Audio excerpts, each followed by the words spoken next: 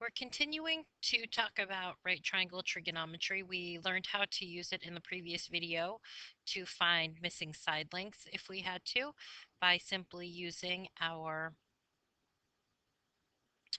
setup equations and the proper trig ratio of either sine, cosine, or tangent to find a missing side length by putting it into this equation and then solving for either the opposite side, the hypotenuse, or the adjacent side, depending on what we're looking for in that triangle and which angle they give us.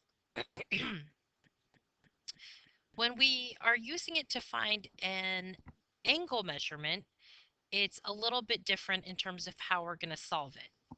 So the ratios are still the same.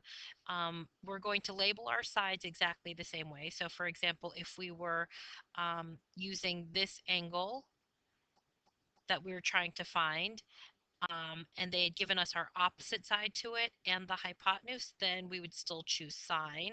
If we were using this angle and they had given us our adjacent side and the hypotenuse, we would choose the cosine um, ratio. And same thing if we're using this as our angle that we're trying to find and that we had been given the opposite side and the adjacent side, we would use the tangent. However, when we're solving for an angle, we're going to put it into the calculator a little bit differently. So I'm going to show you guys how to do that using the graphing calculators that the school's recommending that you get. So to do this, what you're actually going to type into your calculator is what we call the inverse function for sine, cosine, and tangent. So here are the buttons, sine, cosine, and tan. And if you look right above them, you can see in little yellow letters, we have sine to the -1 power, cosine to the -1 power, and tan to the -1 power. That -1 indicates that we're talking about the inverse. So I talked to you guys in a video on how to use your calculator that we want to first always make sure by pressing shift menu to get to the setup screen that our calculator is in degree mode so that we get the correct answer. So we highlight it and then press F1 to change it to degree. We can press exit. And so whenever we're doing this type of problem where we're looking for an angle measurement, we're going to use the inverse function. So we just need to press the yellow shift button to get to those yellow functions.